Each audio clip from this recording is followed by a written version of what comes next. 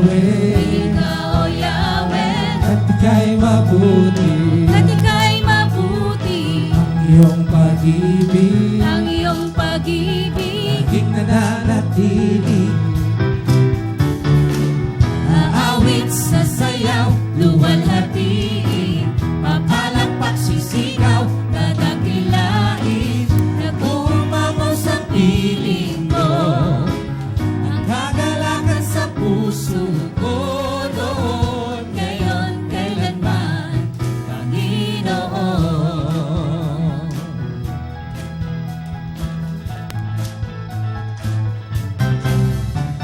Puri ka, O Yahweh, Ikaw, O Yahweh, pagkat ika'y mabuti. pagkat ika'y mabuti. Ang iyong pag-ibig, Ang iyong pag-ibig, laging nananatili. laging nananatili. Puri ka, O Yahweh, Ikaw, O Yahweh, pagkat ika'y mabuti. pagkat ika'y mabuti. Ang iyong pag-ibig, Ang iyong pag-ibig, laging nananatili. This is today, September 18th, the 25th Sunday in Ordinary Time. Also, we are celebrating the St. Peter Community's 36 founding years and the Talita Kum Healing Mass on TV for its 14th year of bringing Christ to the world live via PTV4. Let us join our music ministry and joyfully welcome our Mass Presider, Reverend Father Joey Irlandez.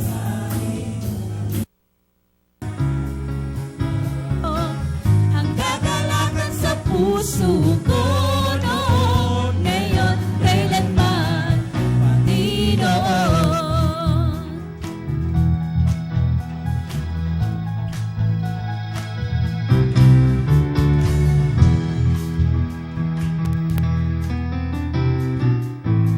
Palakpakan natin ang Panginoon! Happy anniversary!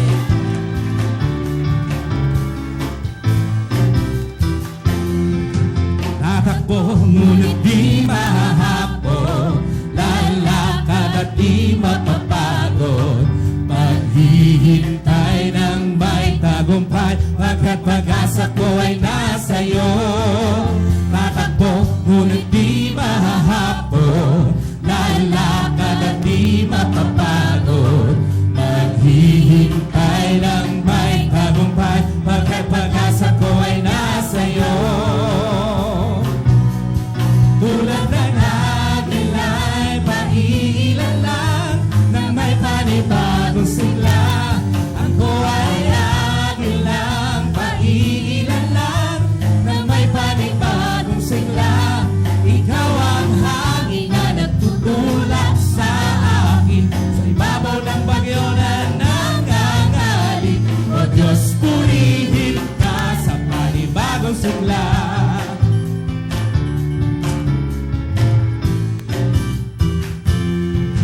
Tatakbo ngunit di mahahapo, lalakad at di mapapagod, maghihintay ng may tagumpay, pagkat pag-asa ko ay nasa iyo. Tatakbo ngunit di mahahapo, lalakad at di mapapagod, maghihintay ng may tagumpay, pagkat pag-asa ko ay nasa iyo.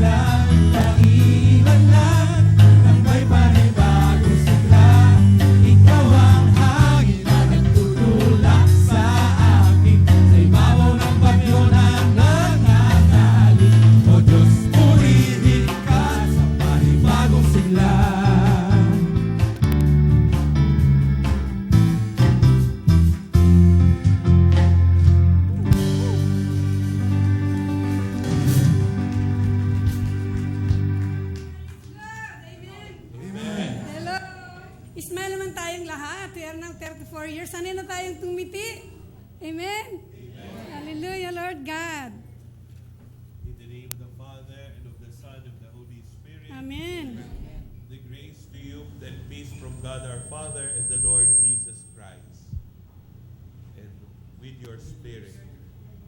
Today is a very special event because today is the 36th anniversary of St. Peter Community. Palakpakan po natin.